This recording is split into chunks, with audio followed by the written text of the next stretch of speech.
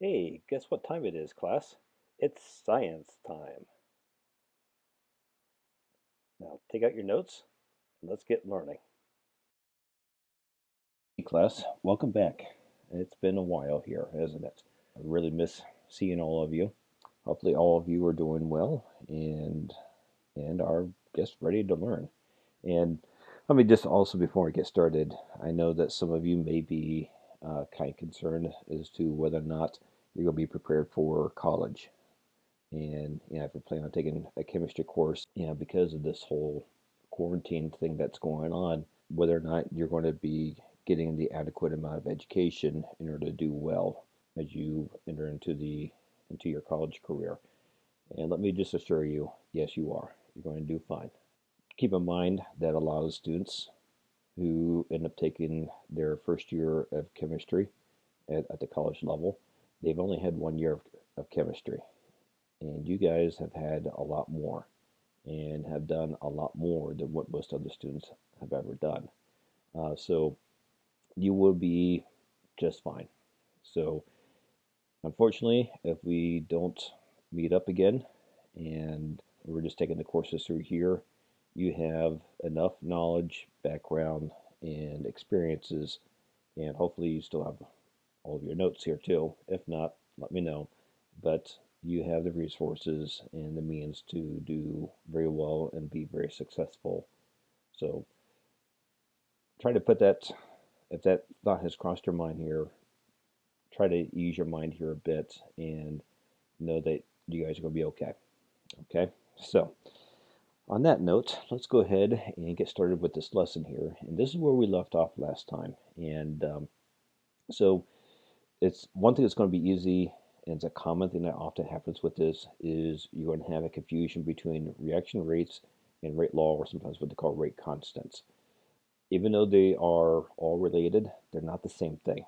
So let's before we get started, let's kind of go back to the beginning and start from where we left off. So, we were talking about reaction rates and rate laws here. There's different factors that will affect the rate of reaction, like how much material, the temperature, whether or not there's a catalyst involved. And when you're looking at reaction rates, you're looking at a how the reactant is quickly changing into a product. And when you're looking at a rate, is just basically how quickly is something changing over a period of time. So a common analogy is with speed or velocity. It's like a change in distance over a change in time. And then you also have like your instantaneous and your average. Basically, the instantaneous is measured at 1 point. The average is measured between 2 points. And so when we're looking at the defining the rates for a chemical rate, is that you're looking at the change in concentration over the change in time. Or a lot of times it's going to be in the unit of molarity per second, which is a mole per liter for every second. And just a reminder, with the reactants, they have a negative value. Products, they have a positive value. It has a negative value for the reactants because you're losing material. It has a positive value because you're gaining material. And let's go over instantaneous rates.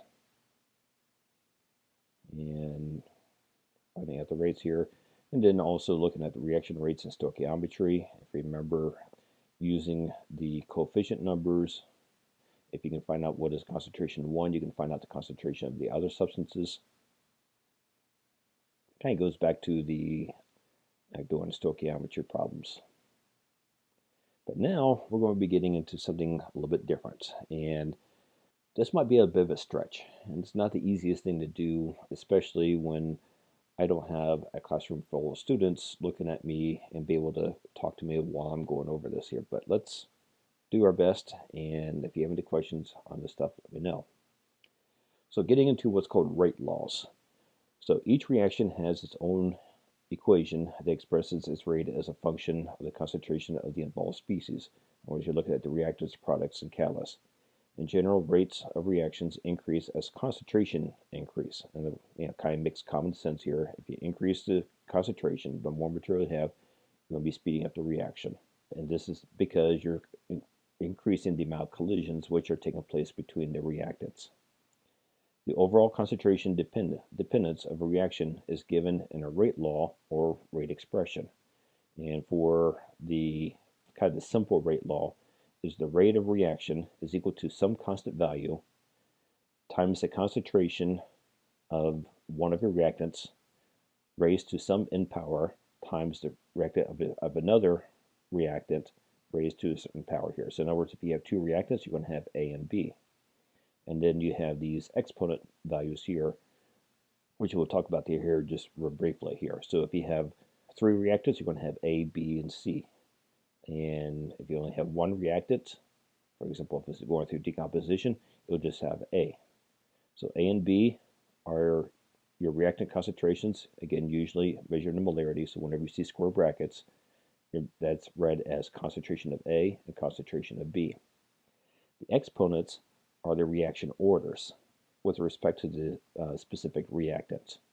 Now this might seem a little bit different here. So we're talking about orders of magnitude. Okay, not like sequential orders here, but more orders of magnitude. We'll talk a little bit more about that here in a little bit. And then K stands for a constant. Now, one other thing to pay attention to is this is a lowercase k. A capital K has a little bit different meaning. So keep this as a lowercase k here. So it's kind of like, if you remember, many of you have already taken physics, but if you remember like gravitational force law, you have big G, which is a constant value.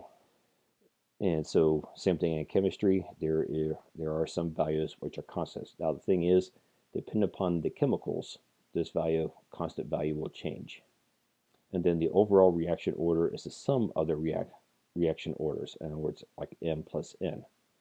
And this is, let's see if I can write on here. Okay, so when they're talking about the overall reaction order, I might be getting ahead of myself here a little bit. So in other words, if I have, I'll just make up a number here.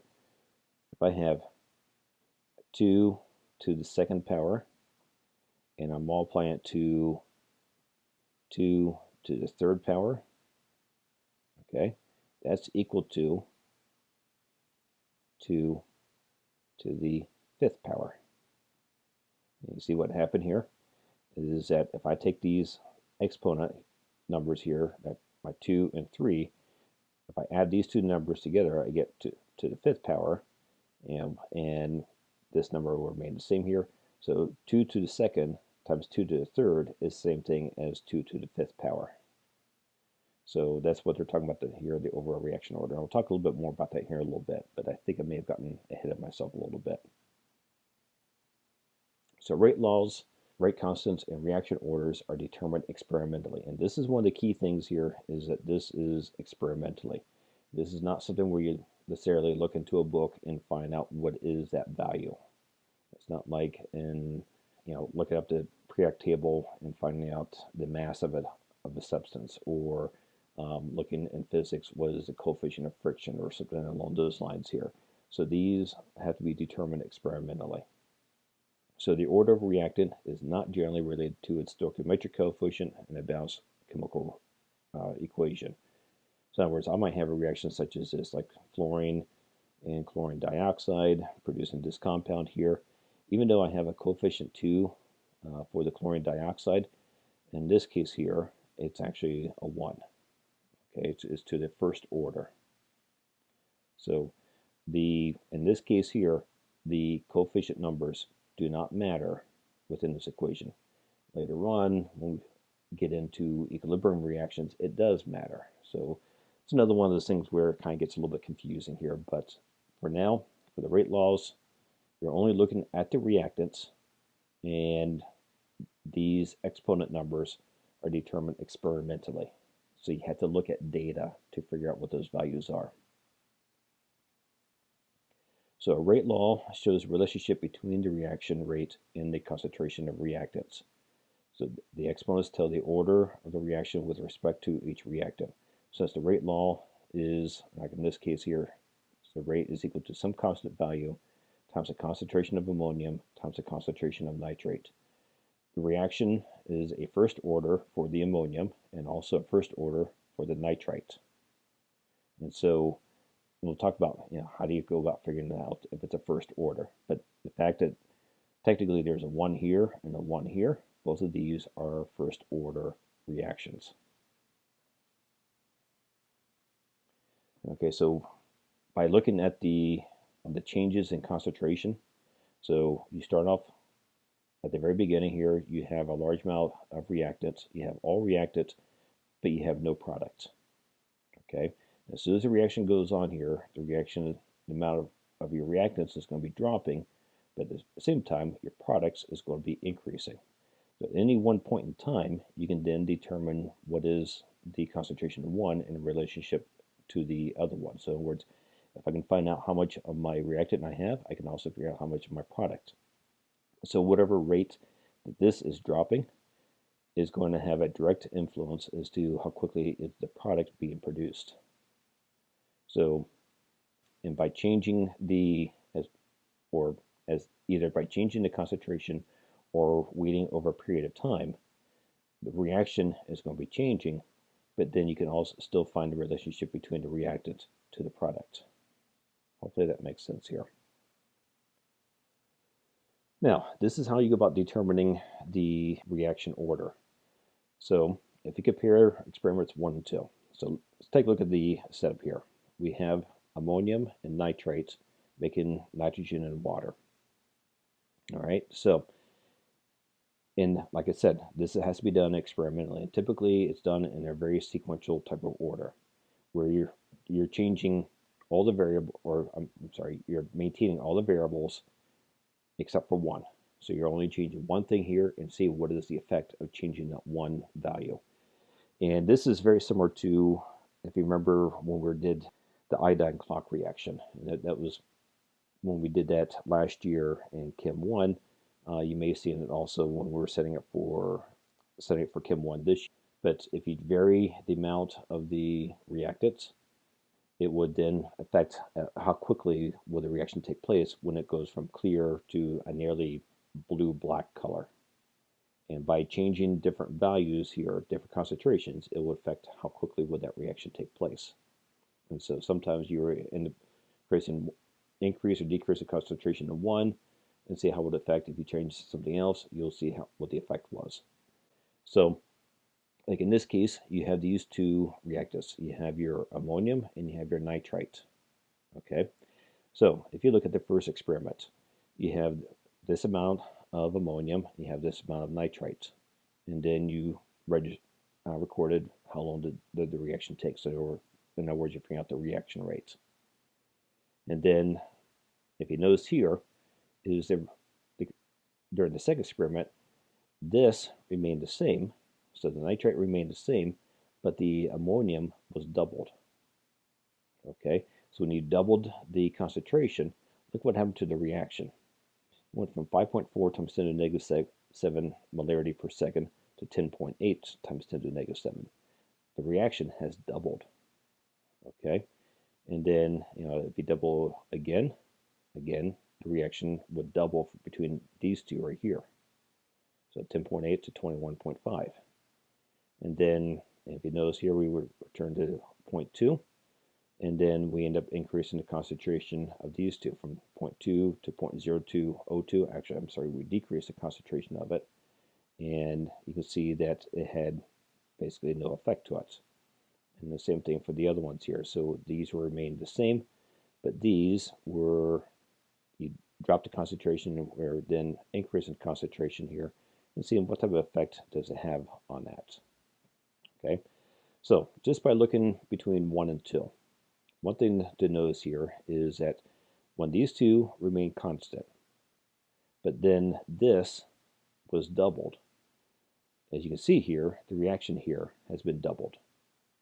Okay, so you can say here, but the relationship between ammonium to the reaction rate here, if you double the amount of ammonium, it will also double the reaction rate.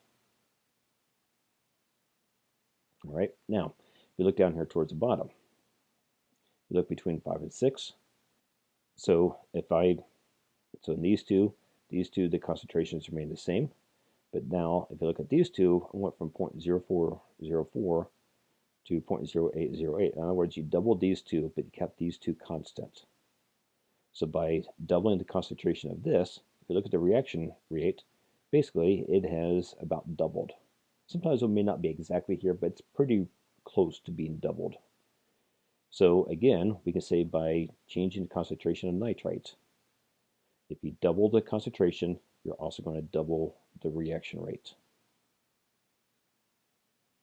Okay, so the rate in this little symbol right here, it looks like an A. It's actually a lowercase alpha. It's a Greek letter, lowercase alpha. But this is what they use to represent is proportional to, or is related to.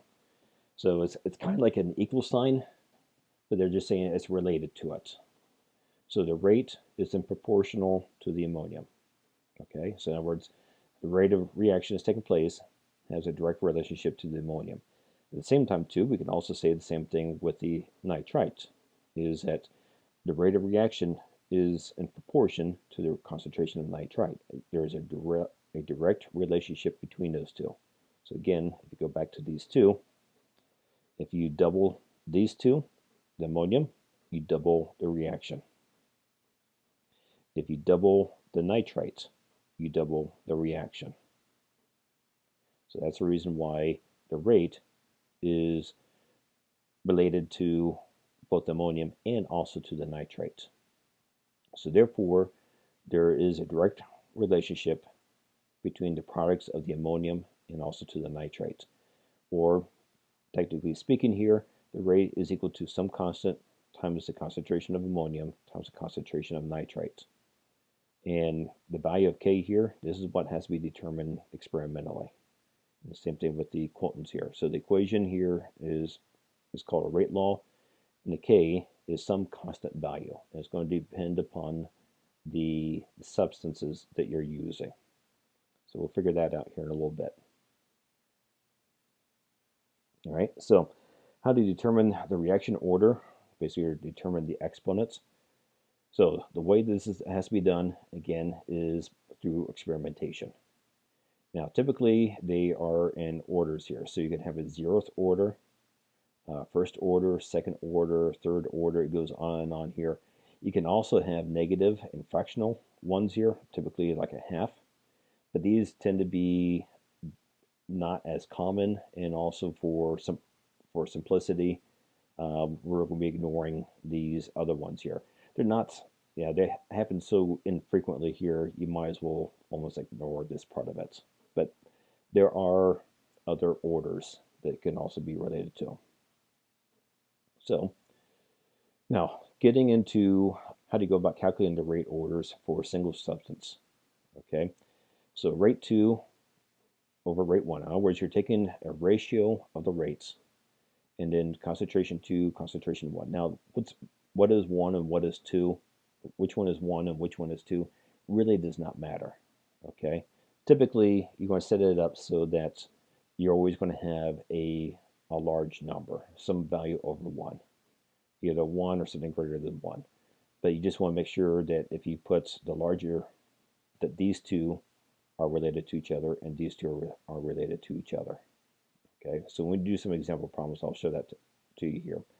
So you're going to take the ratio of the rates, just right here, and also you're going to have a ratio of the concentration. So that's your concentration ratio. And then this is going to be to some x power. And what you're going to do is you're going to solve for x. In other words, if you divide these two, rate 2 and rate 1, you end up getting, say, something like a 9. And then you divide these two concentrations, and you get something like a 3. So 9 is equal to 3 to the x power. Basically what you're going to do is you're going to solve for x. In this case, x is going to be a 2. So in other words, 3 to the second power is equal to 9. So this is what's referred to as being a second order, because it's 3 raised to the second order, or to the second power. Okay, now let's say I divided these two rates and end up getting a 2, and divided these two concentrations, and let's pretend I got a 2. So 2 to some power will equal 2. Again, you want to solve for x. So 2 to the first power is equal to 2. So this reaction is considered to be a first order reaction. Okay, and then let's say on this one here, you divide these two, rate 2 and rate 1, and basically you end up with 1 or something really close to 1. Sometimes you may get like a 0.999 or 0.104 or something like that, but basically it's going to be a 1. And then you divide these two, you're going to end up with some other number. It could be a 1, it could be a 2, it could be a 3, and anything of that sort here. But if that's the situation here, say for example I have a 5. So 5 to some power equals 1. The x is going to be equal to 0 because basically any number raised to the 0 power is always equal to 1.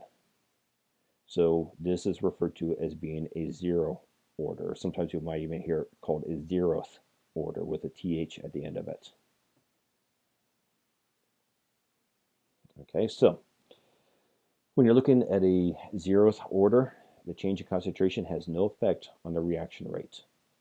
So in other words, if you look at this made up situation here, if I'm increasing the concentration from 1 to 2 to 3 to 4, so I'm increasing, so I double the concentration here, and then going from 1 to 4, I quadrupled the concentration of this. But by changing these values, it has no effect on this. Okay, so if that's the case right here, this is referred to as a 0 order here because this here has no values over here. So if I take these to the 0 order, it's always going to be equal to 1. And if you plot it out, if you're plotting the concentration versus time, okay, this is in rate, so there's molarity per second, but if you compare concentration versus time, what's going to happen is that you'll end up getting a straight linear negative slope.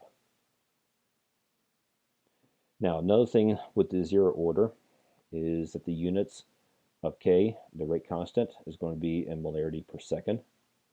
And again, if you compare concentration versus time, you're going to end up with a negative slope, or you're going to have a negative K value.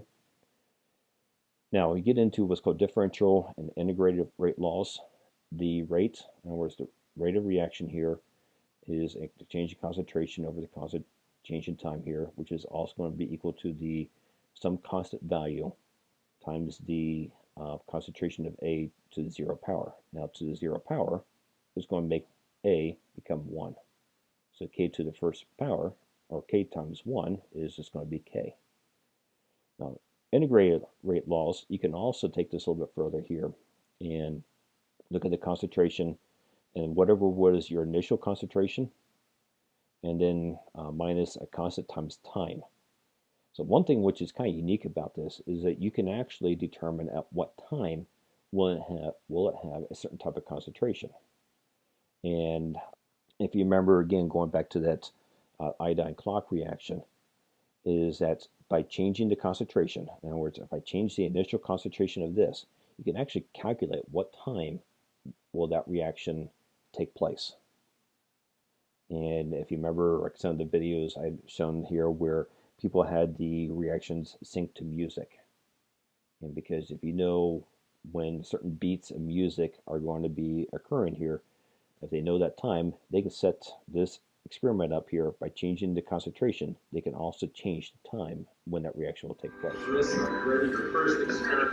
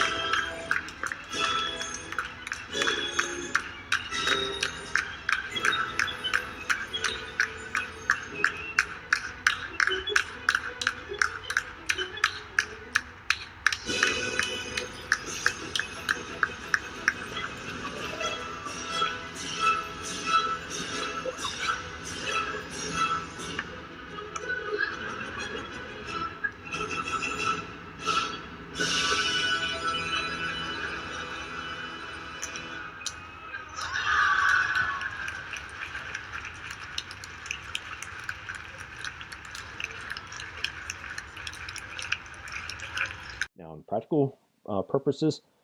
For example, in agriculture, this is something that is used quite a bit in the seed industry when they are creating different types of hybrids of corn or soybean.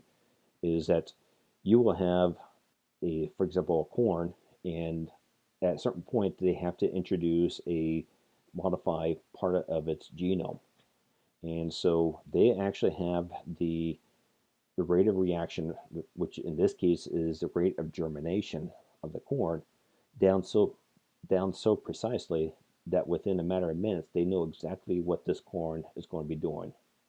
For example, when they introduce a certain type of gene into it, they know what's going to happen at what time. Like how many times will it split, how many times will the cell split, and how far along will it be in its germination process, because that is a reaction rate process which is taking place. It's happening on a biological process, but they have it down to within a matter of minutes, and sometimes even down to a matter of seconds, which to me is absolutely fascinating. It's like, gosh, Mr. Sounder, that's really neat. I was like, I know, really. Now, for first order, the change in reaction has an effect on the reaction rate. So now this time, if you notice what's happening here, if I am increasing the concentration, I'm also increasing the reaction rate. So in other words, if you double the concentration, you're also going to double the rate. If you quadruple the concentration, you're going to quadruple the rate. Now, it's not always going to be where these are going to be one-to-one values here, but the main thing you have to look for is that if you're doubling one, it should also be doubling the rate here. Okay? Or if you're quadrupling it, the rate is also going to be quadrupled. Now, when you're graphing these types of reactions, if comparing concentration versus time, you're going to have, again, a negative slope, but it's going to be a reciprocal line. So you're going to have a negative reciprocal slope taking place here. And again, with the differential rate law, so again, you're looking at change in concentration over change in time, or you're also looking at some constant value, a to the first power, because this is a first order, so just to the first power. And since ones are kind of redundant, sometimes they don't write the ones down here. Now, we're not going to be getting into the integrated rate laws, but I put this in here. This way you would have a resource if you end up taking chemistry in college here. But we start getting into natural logarithms. We're not going to get into that. Okay, so don't worry too much about that, but I put this in here just for your own personal use. So the units of the constant, the rate constant, is 1 per second. And you'll hopefully a little bit later on you'll see why is it that way here. So when you work this out, this rate it's per second. It's not like in the previous one it was molarity per second. This is just per second. So when you're plotting this out, if you take the natural log of the concentration versus time, this will produce a negative straight linear slope. So if you remember with the previous one, if you just did concentration versus time, you'll get a straight linear slope. This is the natural log of the concentration will produce a straight linear slope. And again, that's one way of determining what the substance is here, is by which type of graph will produce a straight linear slope. Now, take a look at this part. For the second order, if the change in concentration has an exponential increase on its rate. So one thing to notice here, as the concentration doubles, the reaction rate increases by the square of its value. So in other words, the concentration is equal to rate to a squared value. And the reason why they call it second order is because it's to the second order, or the second exponent. So if I double the concentration here, in this situation, I'm going to be quadrupling the reaction rate here. Okay, or if I do the same thing with this part here, so if I quadruple this, so the same thing is going to happen here, is I'm going to be increasing by a factor of 4. So the graph is going to have a negative square reciprocal slope. So if I compare concentration versus time, if you notice, it's a lot more of a downward drop which is taking place in comparison to the previous one. And then the reaction rate is equal to some constant value times the concentration to the square. And the units for this is 1 over molar per second, or some value molar per second. In other words, there's no units here in the numerator. So it's a straight line plotted to determine the rate constant. So if you take 1 per concentration, 1 over the concentration versus time, this will produce a straight linear slope, a positive slope, in this case here, where it's going to be equal to whatever the constant value is going to be. The other ones would produce a negative straight linear slope. But this is 1 per concentration. So 0 order was per concentration.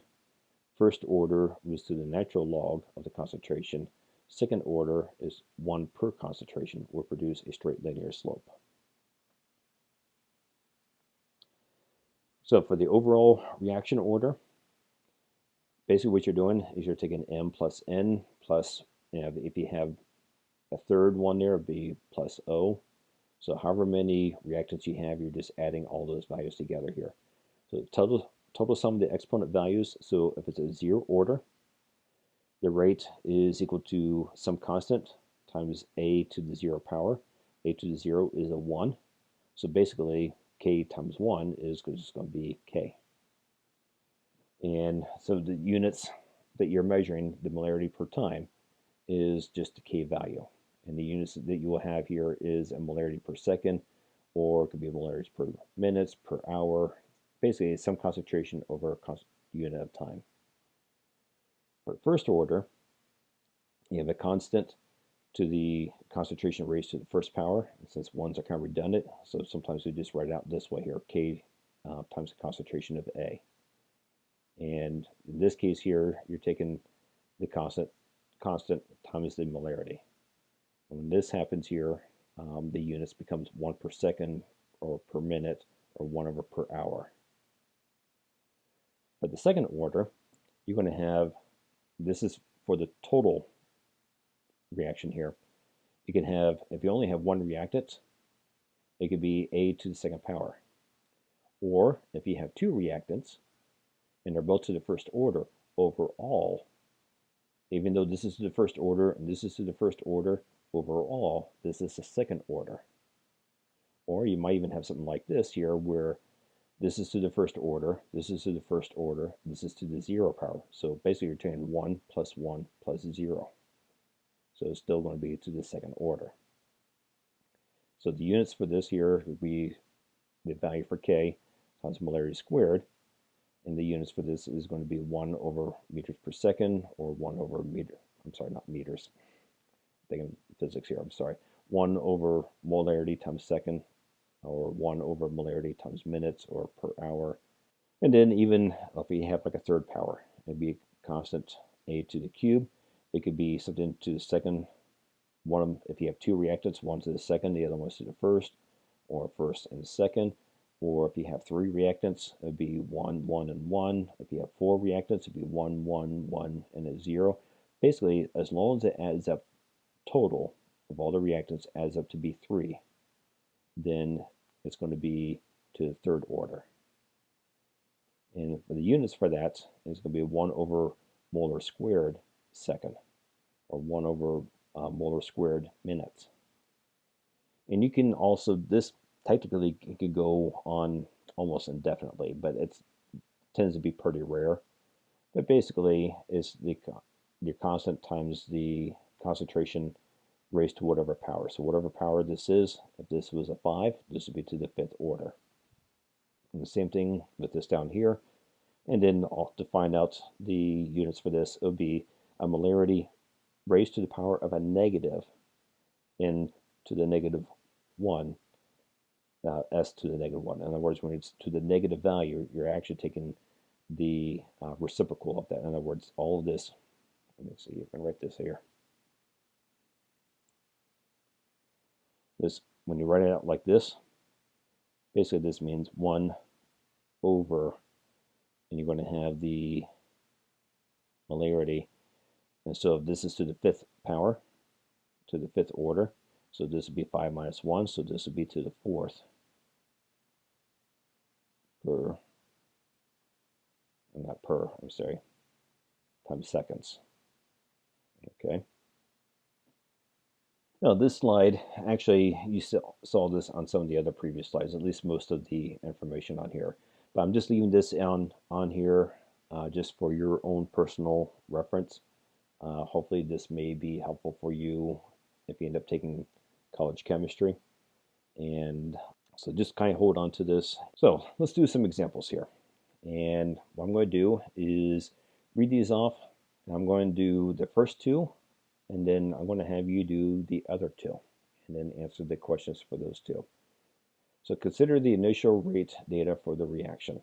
You have 3x plus 2y yields z. In other words, basically you're having a synthesis reaction. And x and y really doesn't matter here, but you're combining these two and producing z. So for the reaction rates, you're only concerned with the reactants. Okay, so if you look at the experiment, you ran 4 tests, or ran 4 trials here. So here's the concentration of X, measured in molarity, concentration of Y, measured in molarity, and then the rates in molar per second. We don't have Z here because you're only looking at the reactants. So if you look at the first one here, so you have 0.1 and 0.2, the reaction rate was 4. 0.1 and 0.1, reaction rate was 1. 0.2, 0.2, reaction is 4. 0.25, 0.25.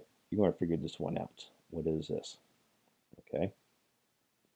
So let's take a look at what you're going to be calculating here. So what is the order of reactant X? This over here. Number 2, what is the order of reactant Y? So you're going to be looking at this. What is the overall order of the reaction? This is where you're going to be adding the exponent values. What is the rate law for the reaction? Find the value of the rate constant. And then if the values, find the rates when X and Y both equal 0.25. That's this part right here. So this is 0.25 molar, and this is 0.25 molar. What is the rate of reaction? So in other words, you can actually calculate how quickly will this rate be taking place with these two concentrations here. All right, so let me show you how to go about figuring this out, and then we'll take a look at the answers, and then we'll move on to the next one. Hey class, how you doing? Well, you probably don't realize this, but this is, I believe, my 4th or 5th time of recording this. Either because I had some errors that I had caught, or in the last case here, everything went wonderfully. It was a perfect recording. And then when I went to turn it off, I realized I never turned it on to begin with. Yeah. So, by that time it was about 3:30 in the morning, and I decided I'm going to bed. So it's the next day, and I am re-recording this. And so let's go through how to go about working this out. And when you're finding out the rate constant, this can only be done through experimentation. So we just have some fictitious information here. And so how do you go about finding out what rate will a reaction take place based upon the data that you have previously collected? And so, like in this situation here, we have some reaction where we have 3x plus 2y producing z. So we have some sort of synthesis reaction going on. Now, the coefficient numbers, they don't matter. And really, the only thing you have to be concerned about are just the reactants. The products don't matter. And so if you're looking at this setup, there were 3 experiments that were run, and this is just used to collect your data to find your rate constant. Once you find your rate constant, then you go ahead and you start making predictions about other things here. So we have your 2 reactants, X and Y, and we're measuring these in units of molarity. And so these are the data for each trial, and then the measured rate at which the reaction was taking place. And then for experiment number 4, we'll be making a prediction of what rate would this take place if he had these concentrations down here. So just a little reminder, when you're looking at the rates, so you have to look at the rates here, and all you're doing is you're just finding 2 values, and you want to find out, like for your concentrations, where you want to do a comparison where two of them are the same, but the other two are not. And so, just like with any type of experimentation, you only want to change one variable and see what type of result does that have from that change of that one variable. So like in this situation right here, if you compare 1 and 2, for experiment number 1 and 2, the x are the same, but the y's, concentration of y, are different. And then we can see the effect of making that change over here. Okay, if you look at, if I want to compare for x, if you compare 1 and 3, you can see these two here, we have 0.1 and 0.2, but over here, both of these are 0.2.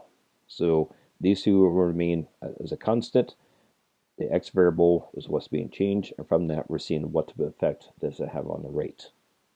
So the relationship with it is that you compare the rates, and typically you take the larger value over the smallest value.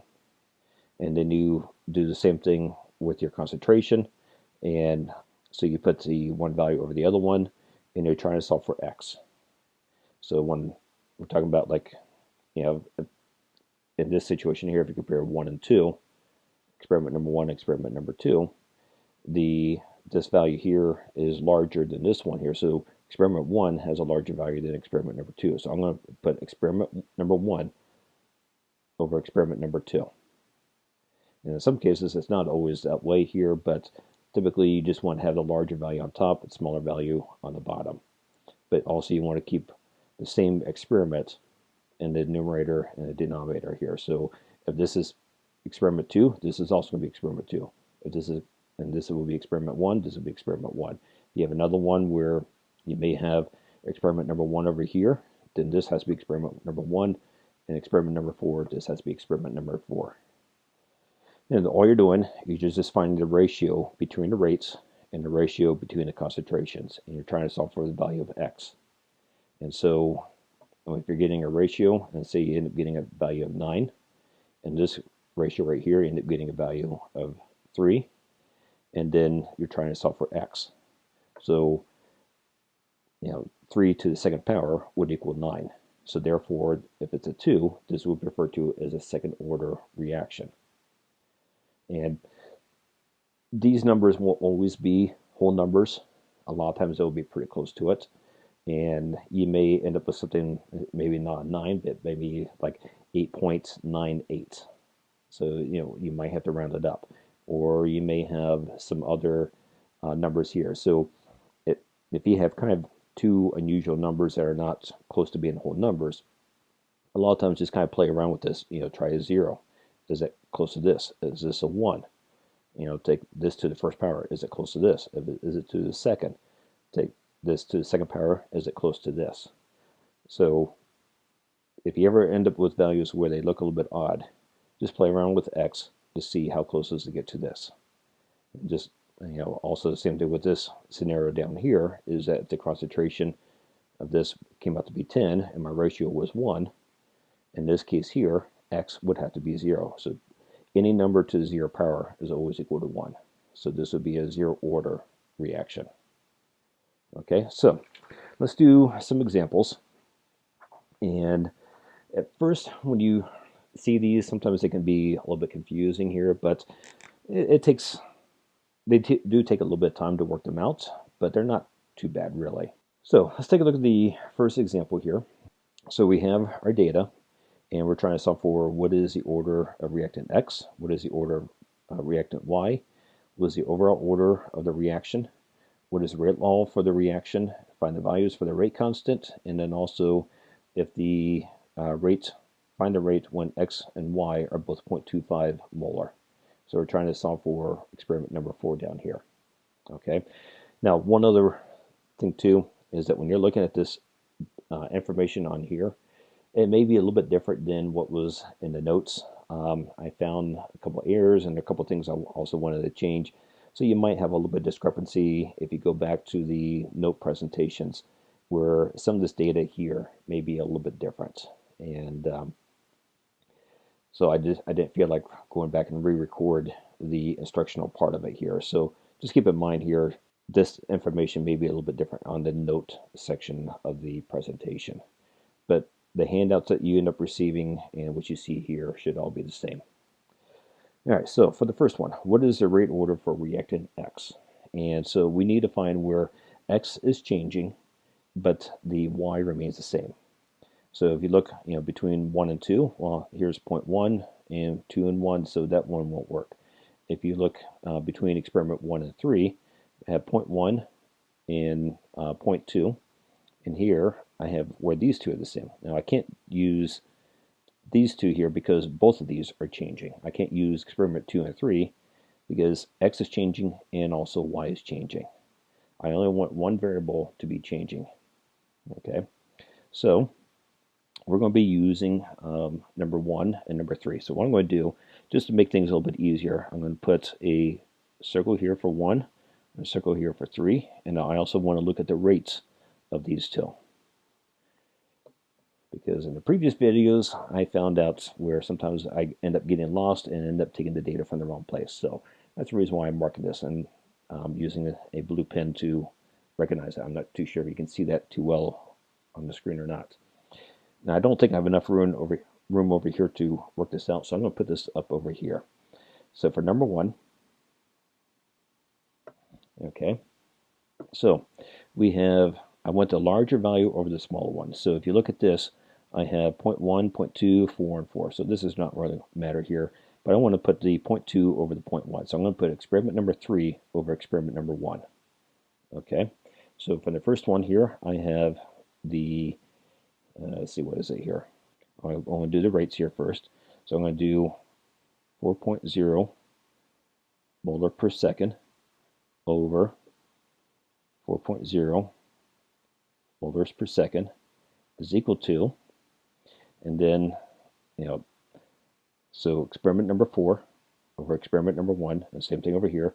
I'm going to put 0.20 molar all over 0.10 molar times x.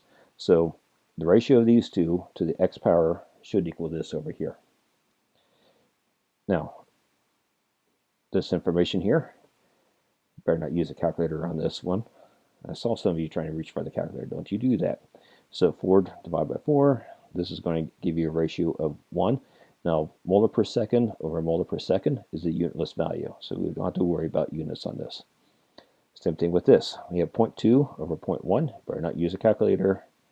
So we end up getting a value of 2 to the x. And again, the unit molarity will cancel out, so this becomes a unitless value. So 2 to what power would equal 1? And again, this doesn't always come out to be exactly whole numbers normally, but it should be something like in this case here, something close to 1. So 2 to the first would be 2. So the only thing that x could be here, so therefore, the little 3-dot triangle here means therefore, in case you didn't know, x would have to equal to 0. So therefore, x is a 0 order reaction. So I'm going to put 0 down here. So 2 to the 0 power equals 1. So basically what that means is that changing the concentration of x, in other words, if I double the concentration of x, it has no effect on the rate of reaction. So what's happening here is not being influenced by x. So let's move on to the next one. Number 2, switching colors here. So we're looking at for y. So for y, I want where y is changing but x remains the same. So if you look at, looks like between 1 and 2, yeah, that looks like it might be the best one here. So I'm going to use, so I'm going to do compare experiment number 1 to experiment number, oops, I don't want that to happen here. I don't need those. Ignore that. See, this is the reason why sometimes I had some issues here. So I want y, and we'll compare the rate of y, and we'll compare this to this rate here. Okay, so I'm using the little green circles here. Okay, so for number 2,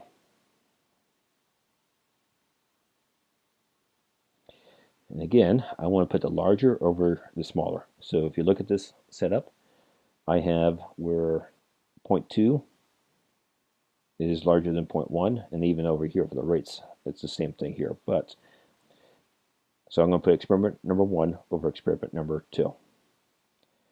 So the rates, and I'm not going to put down the units on this. I'm just going to write down the numbers here. So 4.0, I'm just going to put down 4 all over 4. I'm sorry, all over 1, so because 1.0 is equal to 0.2 over 0.1 to the x power. So therefore, 4 divided by 1 is 4, is equal to 0.2 over 0.1 is 2 to the x power. So therefore,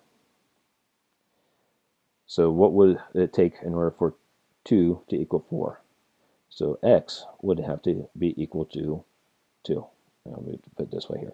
X is equal to 2. So therefore, y is a second order reaction. Okay, so this is the 0 order,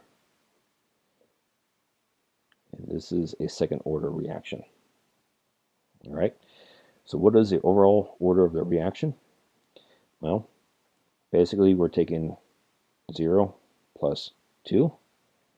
Okay, get your scientific calculators out, equals 2. So this is a second order reaction overall. So in other words, sometimes you might have multiple reactants all influencing the rate. And basically, not in this situation here where this one's a 0, but if I had something that was other than 0 here, the influence of this and also the influence of this will greatly compound the amount of influence it would have on the rate. And that's the reason why you're solving for the overall order of the reaction. Because, for example, if this was a 1 and this was a 2, that means this is going to be affecting it greater than the influence of this one here. But they're both going to have an influence on it. And because the influence of both of these is going to greatly influence what's going to be happening over here. Or even if this was a 2 and this was a 2, they're both being the second order. In other words, the overall order in that case will become a 4, which means whatever's going to be happening over here is going to be to the 4th power of what is normally occurring. So you're just trying to find out the overall influence, basically it's kind of the compound influence of all these reactants and how is it affecting the rate. Hopefully that makes sense. So now let's figure out what is the rate law for the reaction. And so let's try a different color here. Let's try orange. So therefore, the rate, make sure this is showing up here. Okay. The rate is equal to the constant, some constant value, which we don't know yet, times the concentration of X, and the X is to the 0 order. So this is going to be to the 0 power, times the concentration of Y, which is going to be to the 2nd power, okay, or to the square.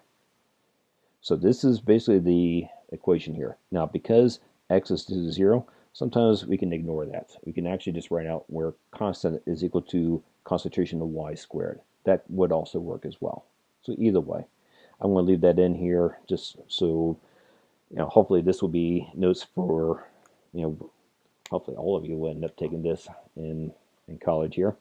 And that way you would have something to refer back to later on. So now let's solve for the constant. So we're going to use a different color here. So in order to solve for constant, so the constant is being multiplied by the x and it's also being multiplied by y. Okay, so if all three of these are being multiplied together here, we just need to divide out the x and the y. So these will become on the denominator, switching sides, so the rate will be over the x and y basically. So for number 5, the constant, K, is equal to the rate all over the concentration of X to the 0 power times the concentration of Y to the 2nd power. So that's basically the setup for it. Now, at this point, what we're going to do here is we're going to pick one of these trials, one of these 3 trials here, and we're going to plug that information into here. And it really doesn't matter which one you pick. Now, you may end up having a situation where if you end up picking one and where you might get a very slight variation that has to do with like a little bit of rounding, and also in real world type of situations, you're going to have some slight fluctuations, but they should all be basically about the same. Now, in this particular case here, it definitely will not matter which one of these you pick. But in realistic situations here, if you pick any one of these to fill it in, you might end up getting some slight variations, but it shouldn't be anything significant. So in this case, let me pick this trial right here. So I'm going to use the data here, plug that into here. So the constant is equal to the rate. Well, in this case, the rate is 1.0. I'm going to put the units in here, molar per second, all over the concentration of X. So the concentration is 0.1. I know it's 0.10. I'm just going to put 0.1 molar as to the 0 power times the concentration of Y, which is 0.1. But this is going to be for Y is to the 2nd power. Okay, so therefore,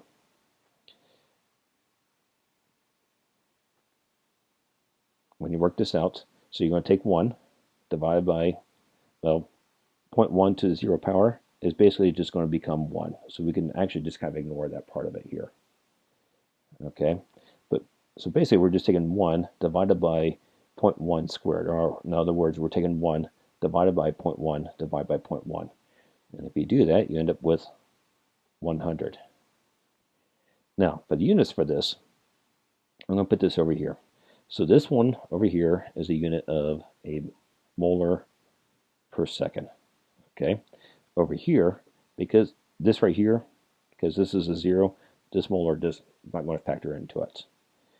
So, but this molar over here is molar squared. Okay, so if you look at this, the molars, one of the molars is going to cancel out. Okay, so basically you end up with 1 over per second over molar. Well, this is the same thing as 1 over molar times 1 over second. So therefore the unit becomes 1 over molar second. So this is, the units for this is 100 per molar second. So that's the answer. That is the rate, or that's the constant for this reaction here.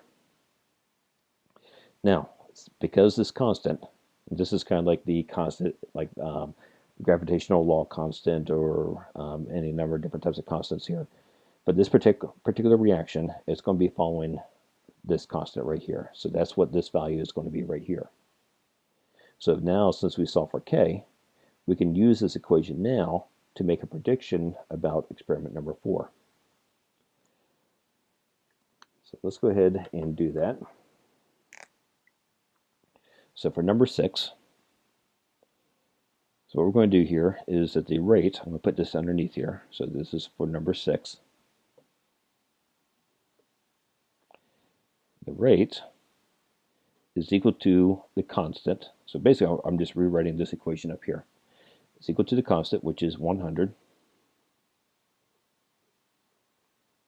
molar second, or 100 per molar second, times the concentration of X. So just multiply it by X. So in this case here, it's 0.25 molar, and it's to the 0 power, times the concentration of Y, which is going to be 0.25, and this is to the 2nd power. Okay, now again, because this is to the 0 power, we can kind of ignore this whole thing right here, including the m for the molarity here. So all we're doing here is 100 times 0.25 times 0.25, or 0.25 squared, and you end up getting 6.25. Now, the units for this, because the molarity is being squared and is being multiplied by essentially 1 over molar second. Okay, so we have this going on. One of the molars is going to cancel out, so we end up with a molar over second. So this is the unit of molar per second. So therefore, if you were to do this reaction and you got these results for these 3 trials, you can find out what is the rate of this reaction. In this case, this will be occurring at 6.25 molar per second, which is the unit we have up here. And this is where, if you remember with that iodine clock reaction, when you can change the concentrations, if you make it like more diluted or more concentrated, the timing of when the solution would turn from clear to nearly like a black color, you can influence that by changing the concentration of this. So there's some situations here where if you know what the rate is, and you can start manipulating these values here to give you a certain type of rate, so that if you want a reaction to be taking place at a very specific period of time, you can do so. So that's one thing I always think is kind of fascinating about that, is that you can time a chemical reaction very precisely through this process. Isn't that fascinating? It's like, I know, Mr. Savage, that's cool. I know. I just wish I could see you guys' faces and see just like, wow, this is amazing. Let's learn more. I was like, okay, let's do more.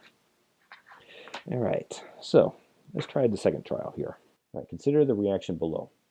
You have 8 hydrogen ions plus 4 chloride ions plus a permanganate produces 2 chlorines, a manganese 3, and 4 waters. All right, so in this case we have 3 reactants. And so we have the concentration of hydrogen, concentration of chlorine, concentration of permanganate, and the rate of reaction. So when you're looking at this reaction here, with the hydrogen, we went from 3, 3, 3, 6, 2, and then those here and then here. So basically what you're going to be looking for is that look at any one of these trials. And so for example, for hydrogen, you're going to be looking at ones where only hydrogen is changing, but the other ones remain constant. So when you look at the first question, what is the order of reactant for hydrogen? What is the order of reactant for chlorine? What is the order of reactant for permanganate? What is the overall order for the reaction? What is the rate law for the reaction? Find the values of the rate constant, K, and find the rate for trial 5. Okay, for this one down here. So for the hydrogen, what you're going to be doing here is you're going to be looking where the hydrogen is changing, but the other ones remain constant.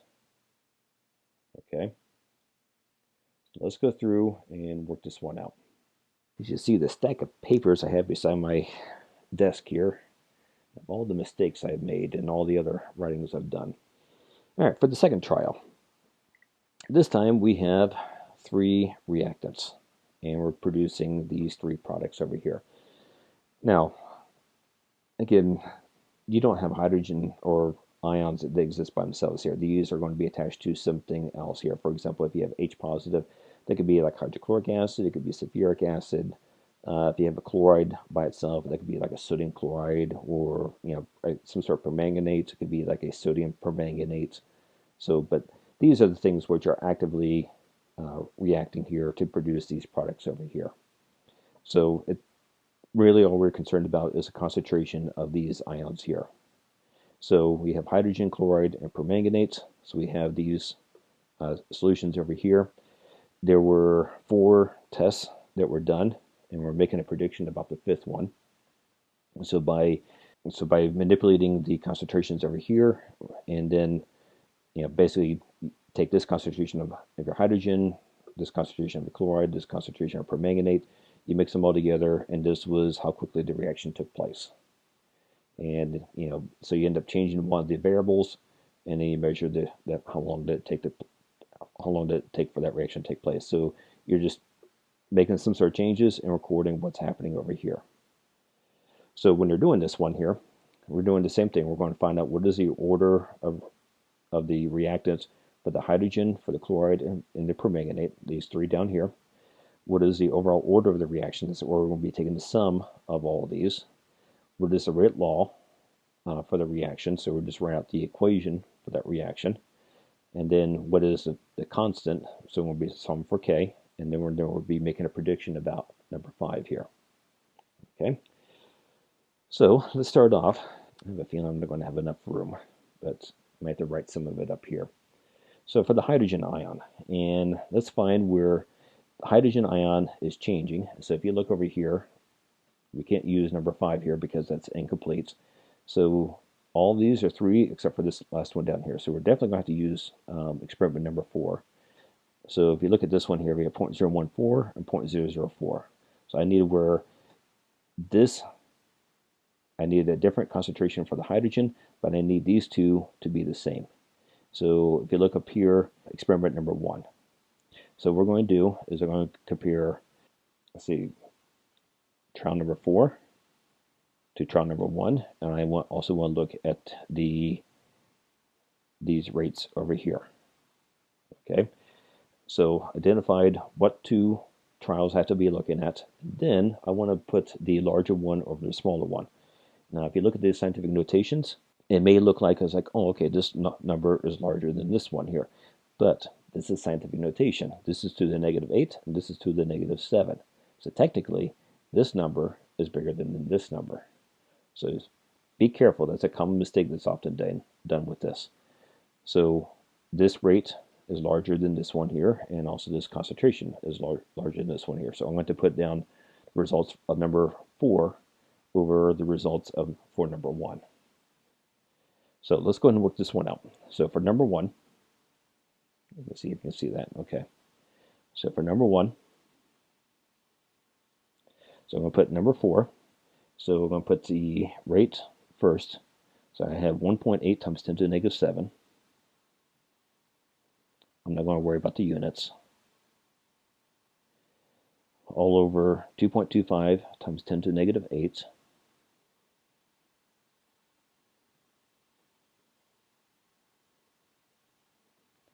Is equal to, and when I look at the concentrations, 6 over 3 to some exponent value. So when you divide it out, you end up getting this will equal 8, and this will equal to 2 to the x power. So 2 to what power would equal 8? 2 to the second will be 4. 2 to the third, 2 times 2 would be 4, times 2 would be 8. So therefore, x is equal to 3. So 2 to the third power would equal 8. So that tells me this hydrogen is a third order. Okay. Now, we need to do the same thing for the second trial. Now, for the second trial, we're looking at chlorine. So we want to look at this information here. So if you look at the information here, now if you look at something like this, 0.0312, 0.0313, basically these two are nearly identical to each other. Okay, so you could almost say these two values are the same. Even though technically they're different here, but they're almost identical to each other here. Look for something that's going to be a little bit more substantial, like 0.014 and 0.0312. You get the same thing down here as well. So in this case, I'm going to just look at, say, number 1 and number 2. Okay, and so if you look at between these two right here, so these two are the same, and these two are the same. This is the only thing which is going to be different here. So I'm going to use this one, these two, and compare it to these two. Okay, using the orange color here. So for number 2, I'm not sure if these colors are showing up too well on the screen. So number 2, I want the larger one or the smaller one. And again, look at if you have scientific notation, you want to look at your exponent numbers. This number is larger than this number. So I'm going to put 2.03 times 10 to the negative 7 over 2.25 times 10 to the negative 8. So number 2 is larger than number 1. So 2.03 times 10 to the negative 7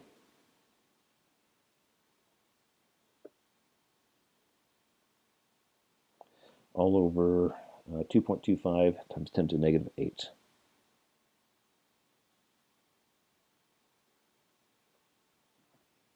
Okay. Is equal to,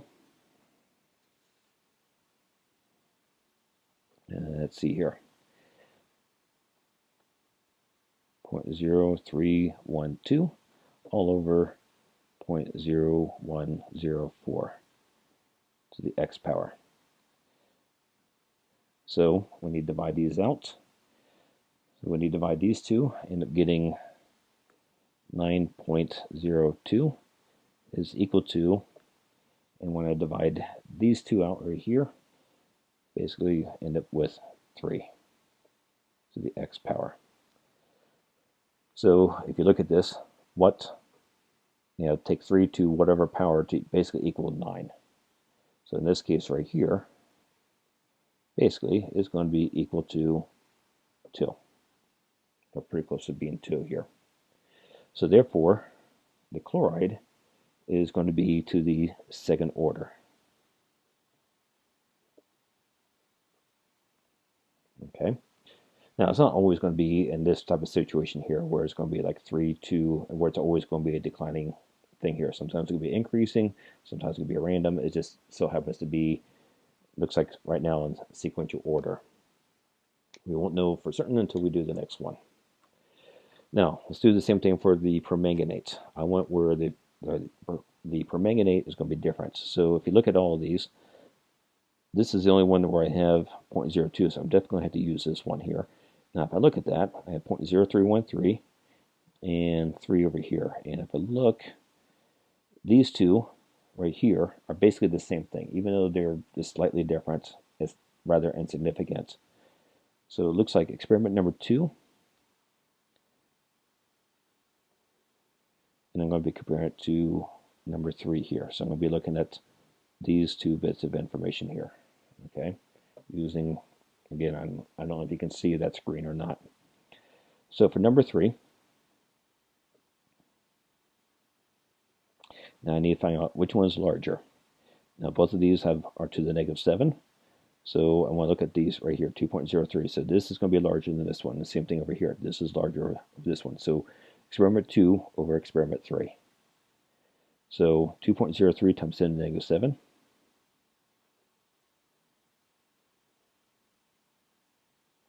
All over 1.02 times 10 to the negative 7 is equal to, I want to put the concentrations to the x power. So the larger one, 0.004, all over 0.002 to the x. So when I divide these out, I end up getting, basically this will equal 2, and this will also equal 2 to the x power. So 2 to what power would equal 2? Now, definitely not 0, because that would equal 1. So therefore, x is equal to 1. So therefore, that means this reaction is a first order, like Star Wars, coming to the dark side. All right, so we've got cookies of the dark side, and mass too, which is really helpful nowadays. So we have the first order, and again, this is just a matter of coincidence where it's going in descending order, but that's not always the case. So now, the overall order of the reaction, it's going to be third plus the second plus the first. 3 plus 2 plus 1 equals a sixth order reaction.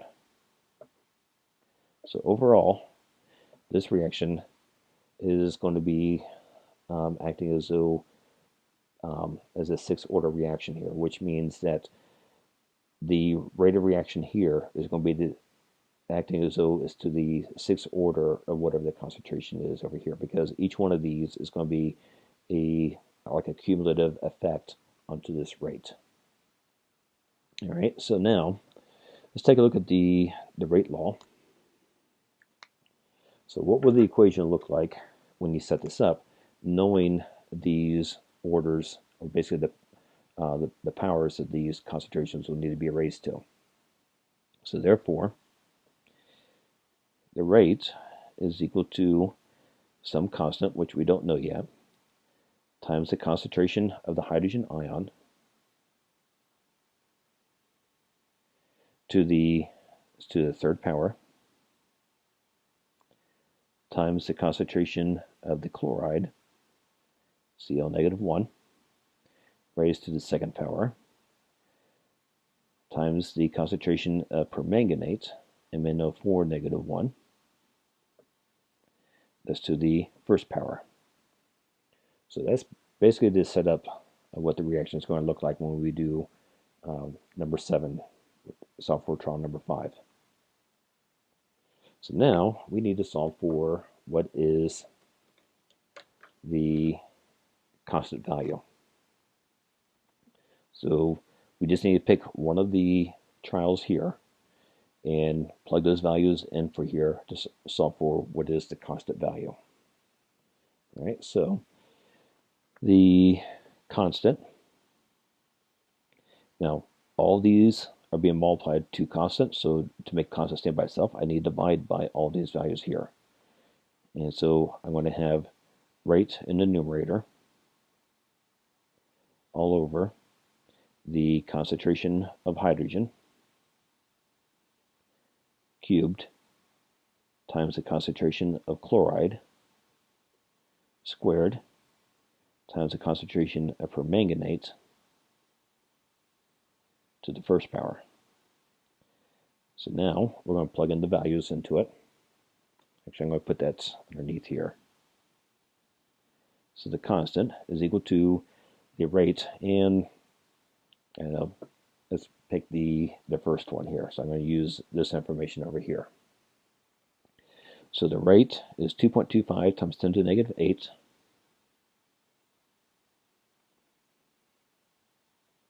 Try to put this so you can see it here. Oh, sorry. Should be 2.25 times 10 to the negative 8. And this is molar per second times the concentration of hydrogen, which is, for trial number 1, it's going to be 3 molar, and this is being cubed, times the concentration of my chloride, for trial number 1, is 0.0104 molar, which is being squared, times the concentration of the permanganate, which is 0.004 molar, and that's to the first power. Okay, so now, for the constant, we're taking 2.25 basically divided by 3 cubed, divided by 0.014 squared, divided by 0.004. Now, one thing I would recommend doing when you're putting this into the calculator is you're going to put the rate, 2.25 times 10 to the negative 8, divided by, and then open up a set of parentheses. And then go 3 cubed times 0.014 squared times 0.004, close parentheses, close parentheses. Okay, because if you don't do that, then what's going to happen here is you're going to be divided by this cubed, and then when you hit multiply, this is going to go up to the numerator. Okay, so just something to watch out for. So when you do plug in all these values here, you should get a value of about 0.00193. Okay, now depending upon which one you end up picking to do here, You might get a slight variation here, but they should be pretty close to being this value right here. Okay, you might have like 0.001927 or something along those lines here, but they should be. Try to take this to about 3 non-zero digits past the decimal points. Now the units for this, we have m cubed times m squared times m, which equals m to the 6th power, which is what we figured out for the overall rate order. It goes to the 6th power. All divided by molar per second. Okay, so one of the molars will cancel out. So you end up with this one going to the 5th power. And again, if you remember what happens here is that, let me put this over here. So we now have 1 per second all over m to the 5th. So this becomes 1 over m to the 5th times 1 over second. So therefore the units for this becomes per molar to the 5th times seconds. So that's the value for the constant here. Okay, so now let's solve for what's going to happen to trial number 5. So basically we're going to write down the equation that we have for number 5 here, this equation up here. And we're going to be plugging in these values here for the concentrations, and then using this for our constant. So therefore, the rate, this is for number 7, okay, the rate is equal to the constant, 0.00193 per molar to the 5th seconds times concentration of hydrogen, which is going to be 2 molar, and it's going to be cubed, times concentration for chloride, 0.02 molar, that's going to be squared, times 0.003 molar to the 1st power, or if you just let that blank, that's fine here. So now, if you take 0.00193 times 2 cubed times 0.02 squared times 0.003, when you do all that, the rate comes out to be about 1.853 times 10 to the negative 8. Okay, now the units for this, you have right over here, meters cubed, sorry, molarity cubed times molarity squared times molarity. This equals molarity to the 6th power. And this is being multiplied to molarity to the 5th power seconds. So if you look over here, all but one of the molarities will cancel out. So you're going to be left with a molarity on the numerator, seconds on the bottom. So it's molarity per second. So that is your answer here. So that means if you were to, based upon this previous information here, you can make a prediction this reaction will be taking place at 1.853 times 10 to the negative 8 molarities per second. Isn't that cool? I know. Gosh, Mr. Satter, can we do more? Why, yes, you can. Now, what you're going to be doing is this one. Consider the initial rate data for the reaction. So you have 2A plus B plus 2C yields DE. So you're just looking at the reactions. So you have concentration of A, concentration of B, concentration of C, and then the rate for each one. The rate for each one. So what is, without direct calculations, find the following. What is the order of reactant A? What is the order of reactant B? What is the order of reactant C? So this is where you're going to be looking at the different trials and find where all the variables are the same except for the one variable that you're going to be looking at. What is the overall order of the reaction? That's where you're going to be adding all these orders together. What is the rate law for the reaction? So you're going to find out rate is equal to your values here. Find the value for the rate constant, K. So you're basically going to take this, rearrange it, solve for K. And then you're going to be finding out the rate for trial number 5. So you're going to be plugging these values into your rate formula. Actually, what you're going to do is I want you to figure this stuff out here on your own. And I'll kind of give you a few little pointers along the way. And I want you to work this out, come up with these answers, and then submit your answers, and then I'll show you how to go about working this information out. Okay, so again, here's your equation. 2a plus 2b plus c yields d and e. Okay, it really doesn't matter what these are, but you're going to have, in this case, you have 3 reactants. So you have substance A, concentration of A, concentration of B, concentration of C, and with these amounts, the rate is being shown over here. So you have all these different variations, and you're seeing what type of effect does it have on the rate. And then based upon these 4, you should be able to make a prediction of what's going to happen to number 5 here. So, like to find the order of reactant A, look for the ones where only the A is different, but concentration of B and C are going to be the same. As you can see here, you can kind of see here where these 2 are different, but B and C for trials number 1 and 2, they're different. So this might be a good one to use here, and using this rate over here. Okay, so use that, and then do the same thing for B, where B is changing, but A and C are the same, and then see what type of effect does it have on the rate. Do the same thing for C, where C is different, but A and B are the same, or pretty close to almost being the same here. And then see what type of effect does it have on the rate. And then the overall rate order, you're going to be adding these values together. Find out the overall rate order.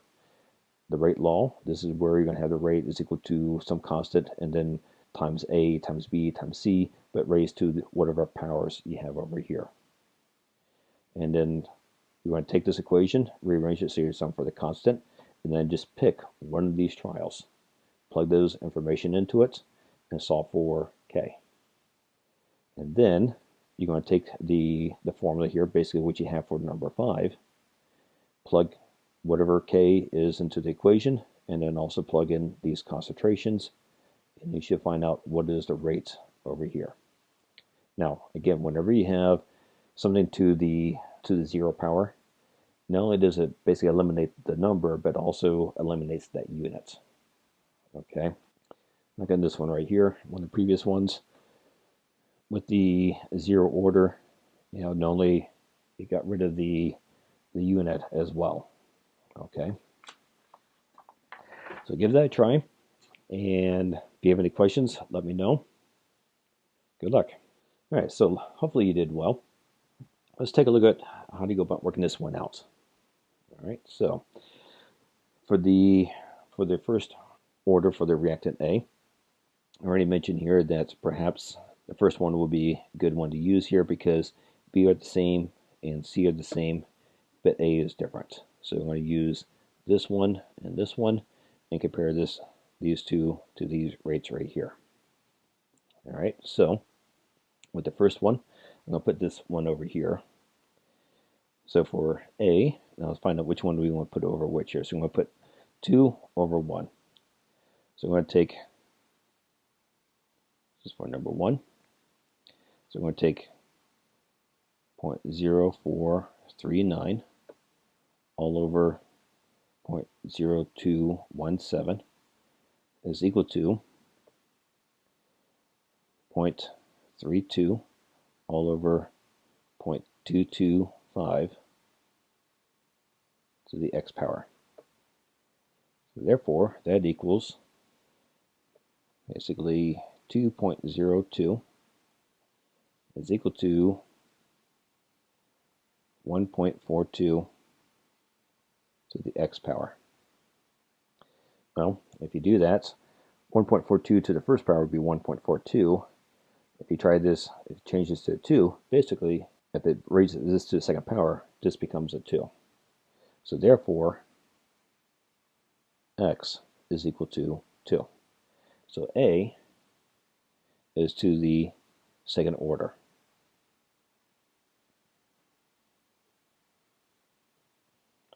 All right, so now let's try the next one here.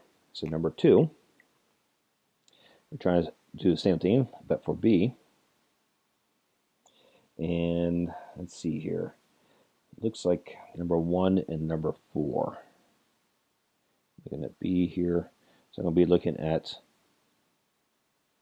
these two and these two. And then whichever which. So it looks like 4 over number 1. So 0.0217 all over 0.0217 is equal to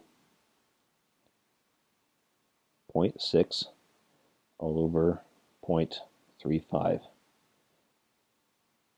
to the x power. Therefore, you better not use a calculator on this one.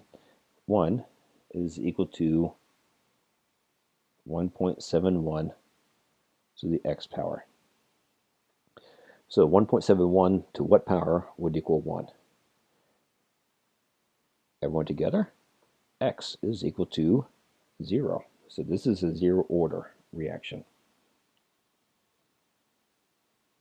Basically, solution B has no effect on the rate. And then for the next one, for C, we're going to look at number 1 and number 3. So we're looking at these two right here. Yeah, that looks good here. So we're going to look at 1 and 3. Okay. So for number 3, I'm going to put number 3 over number 1. So 0.0362 all over 0.0217 is equal to 0.25 all over 0.15 the x.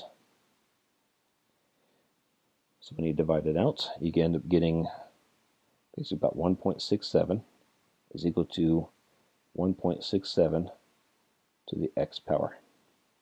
Oops, might help if you're able to see that. All right, so this equals 1.67, this equals 1.67 to the x power. So therefore, x is equal to 1. So this is to the first order. All right. So the overall order for the reaction is going to be a 2 plus 0 plus 1. So overall, this is going to be to the third order. All right. So whatever the cumulative effect of all these three reactants is acting to the third order of that reactant, of that reaction. Now for the rate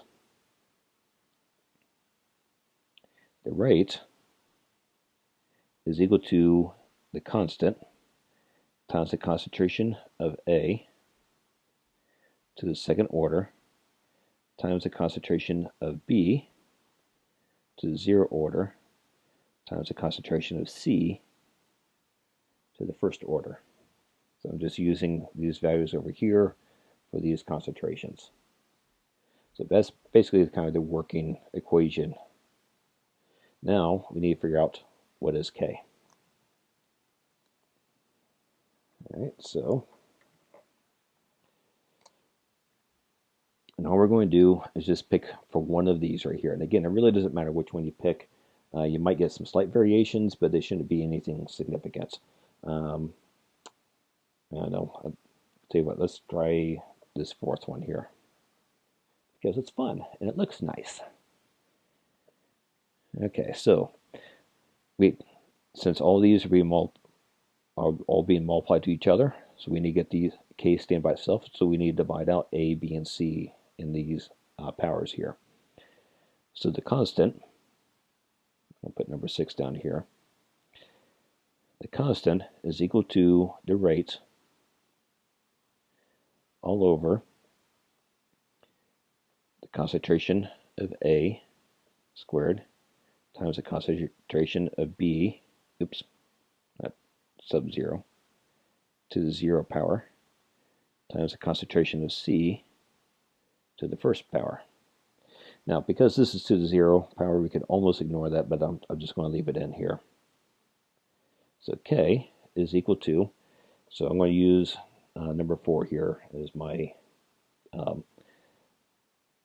experiment to figure out the constant value. So I have 0.0217, and in this part it would be good to put the units in here. All over A, which is 0.225 molar squared, times the concentration of B, which is 0.6 molar to the 0 power, times the concentration of C, which is 0.15 molar to the first power. So when you work all of that out, so 0.0217 divided by 0.225 squared, this is going to be basically, you can kind of ignore this part of it here, and also divide by 0.15 to the first. Now make sure you put this in parentheses here when you're putting this into your calculator. And when you do that, you should get 2.858. And then the units for that here, I'm going to put this over here. So you have molar squared times molar. So this is going to become molars cubed. And then in the numerator, you have a molarity per second. Yeah. So what's going to happen here is that when the molarities is going to cancel out, so you're going to end up with 1 over per second times molarity. Oops, one of these will cancel out here, so that'd be to the second here. And so therefore, this is going to be the same thing as 1 over molarity squared times 1 over second, which equals molarity squared second. So the use for this is a molarity squared second. So that's the value for K. Now, let's solve for number 7. So for number 7, so for trial number 5, what's going to be the rate constant? So number 7, the rate is equal to the constant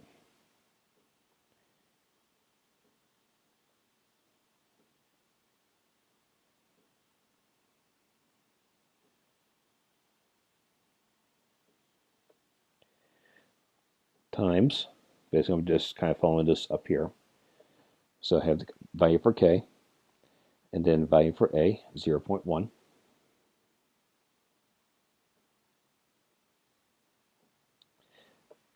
And this is going to be squared times the value for B, which is 0.3 molar, and this is to the 0 power, times the value for C, which is 0.2 molar to the first power.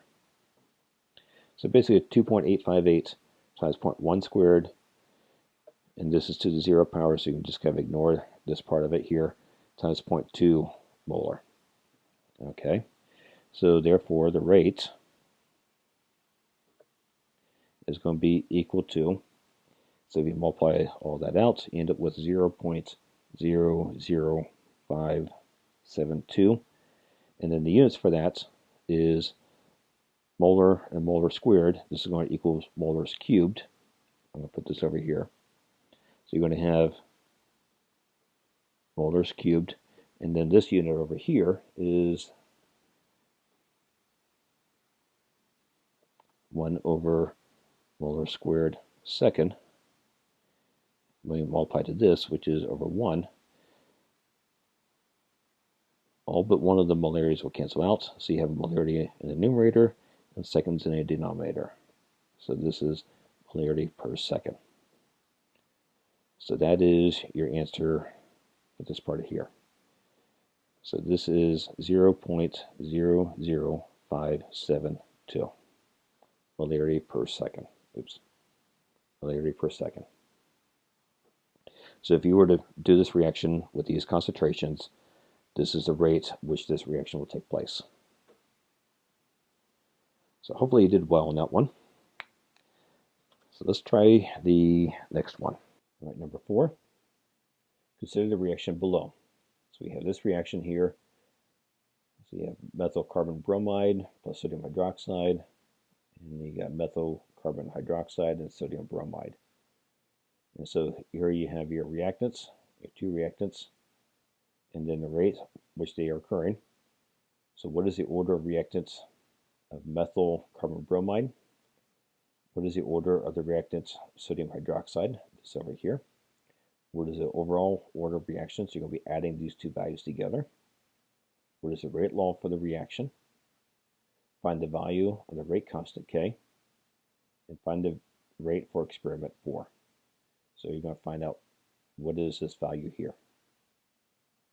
So go ahead and give this a try. If you have any questions, let me know.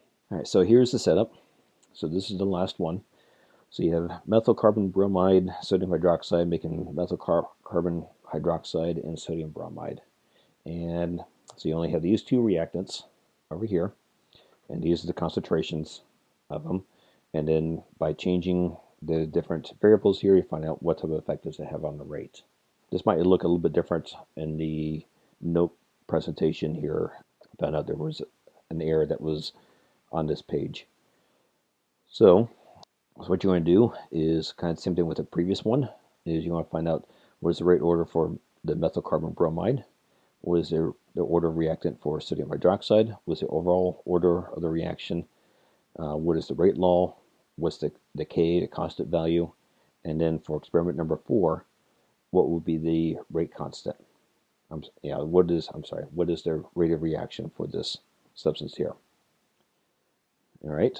So again, look for the ones where, and we just saw them for these 2, you want to look for the ones where the values are going to be different, and then you want to compare the rates to the concentrations. Good luck. All right, so hopefully you did well, and let's go ahead and work this one out. So the first one, for the rate order for the methyl carbon bromide, so let's take a look at, so for this one here, these 2 are the same, these 2 are different, these 2 are the same. So it looks like we're going to be using experiment 2 and 3. So I'm going to put a little dot here, a blue dot and a blue dot, and also compare these 2 reactions here. All right, so for number 1, I'm going to take the larger over the smaller one.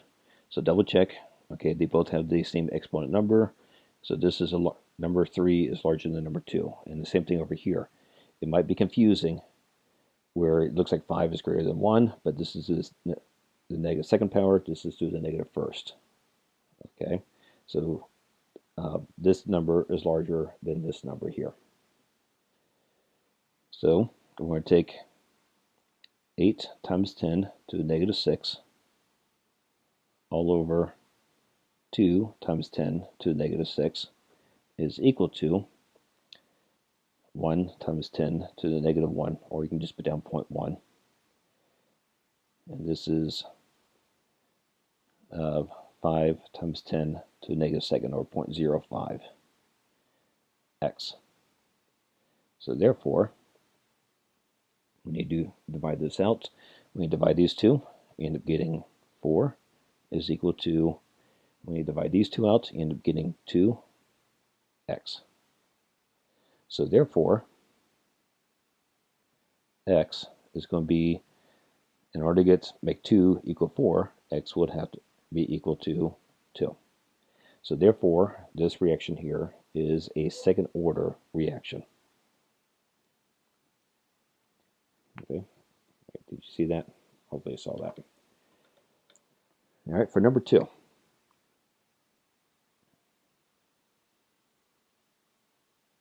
right, for number 2, we're looking at sodium hydroxide. And this is the only one, this is a smaller one, so we definitely have to use this one here. And compare this over here. So looks like we're using number 1 and number 2. Okay, so larger one over the smallest one here. Well, these two are the same, but if you look over here, this one is larger than this one. So we're going to have to put experiment 2 over experiment 1. So 2 times 10 to the negative 6 all over 2 times 10 to the negative 6 is equal to,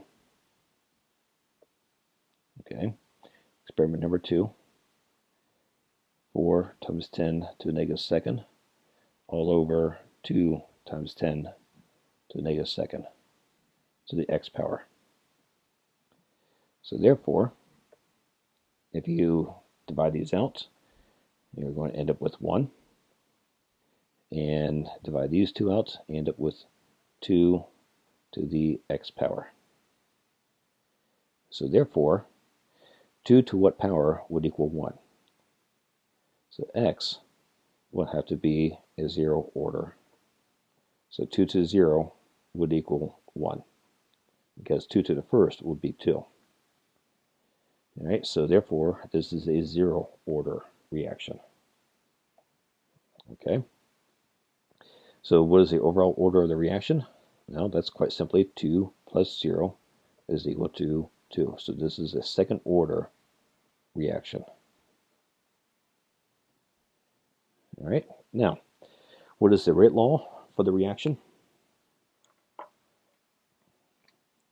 So the rate law is going to be equal to, the rate is equal to some constant value, which we haven't figured out yet, times the concentration of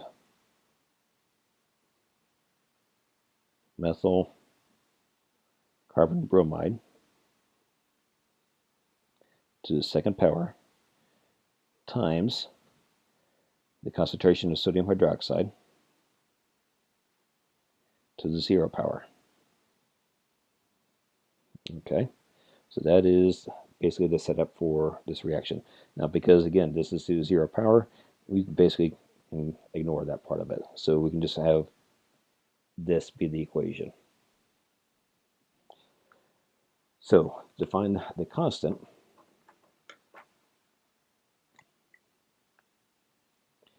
all right, so this is for number 5. This is going to take a little bit of room here. So it's all for the constant, so we're just solving for k here. So I need to divide out these values over here, put them underneath rate. So the constant is equal to the rate all over concentration of methyl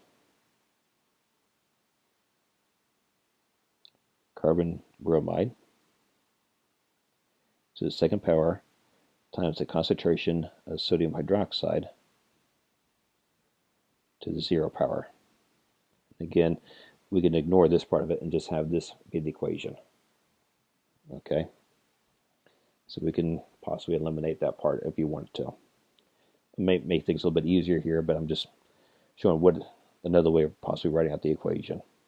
So now let's go ahead and solve for the constant values here. So we had to plug in one of these trials in for here. And I'm just going to pick this one here. So I'm going to use that one. All right, so the rate is 8 times 10 to the negative 6 all over. And then the methyl carbon bromide is 1 times 10 to the negative 1. Oops, I should put the units in here. That's molarity per second. And this would be molar, and we're squaring it, times 4 times 10 to the negative second molar to the 0 power. And again, we're basically just eliminating this part here. So when you divide it out, the constant is, let's see here, should equal 8 times 10 to the negative fourth. Now the units for this is going to be, you have a molarity per second, and then in the denominator we have molarity squared. This part here doesn't matter. So one of the molarities will cancel out, and so we technically end up with 1 over molar times 1 over second. So therefore the units for this is a molarity second. Oh, I'm sorry, you know what? That's not seconds, that's minutes, isn't it? Ah. See, you guys didn't tell me that. You're just sitting there just letting me looking like a fool here. But hey, I guess it's what you guys enjoy, don't you? So, it's not a common unit that they often would use minutes here, but it does happen here from time to time, sometimes even hours, but technically this should be minutes, not seconds. See? You were just sitting back there just laughing at me, weren't you? Shame on you. All right, so let's go ahead and figure this part out. And if you see me make a mistake, yell at me, okay? Raise your hand, let me know. Don't make me sit there and make a fool of myself. So, number 6. The rate, so basically we're just taking this equation up here, and we're just plugging the numbers into it for the experiment number 4. So the rate is equal to the constant, k, is this value down here. So 8 times 10 to the negative fourth, and the units for that is a molarity minute. See, minutes, not seconds. Okay, you thought I was going to slip up, weren't you? Times the concentration of the methyl carbon bromide. So the concentration here is 2.5 times 10 to the negative second molar, and that's being squared, times the concentration of sodium hydroxide, which is 2.5 times 10 to the negative second molar, and that's to the 0 power. Now again, because this is to 0 power, we can ignore this part here and even ignore the units. So we end up with this. So therefore, the rate, so 8 times 10 to the negative fourth times 2.5 times 10 to the second squared is going to be equal to 5 times 10 to the negative 7. I hope that's right. And now, for the units for this, let me put it over here. So we technically, if you look at the units here, this is in a denominator, so molarity, minute. And then I have the units over here. The molarity is being squared. So technically, all of this is over 1. So one of the molarities will cancel out. So I end up with 1 times molarity will give me molarity. Minutes times 1 will give me minutes. So therefore, the units for this will be a molarity per minute. So this will be the final answer for that. So the answer for this is 5 times 10 to the negative 7 molarity per minute. Isn't that awesome? I know, Mr. Souter, that was so cool. Thank you so much. Oh, don't mention it here. I enjoy doing this here. So anything for you guys is to bring a smile to your face. So hopefully all of you did well. If you have any questions on this stuff, let me know. And make sure you like and subscribe and smash that like button down there in the corner. And if you want to submit to my Patreon page, you can do that here as well. So good luck, and I hope you guys are doing well, and I will talk to you later. And I think the next thing we'll be start getting into is the equilibrium reactions, and those are kind of interesting and fascinating. And I'm going to try to have my son help me out with a little demonstration with this. So we'll see how that goes. All right, I'll talk to you later. Bye bye.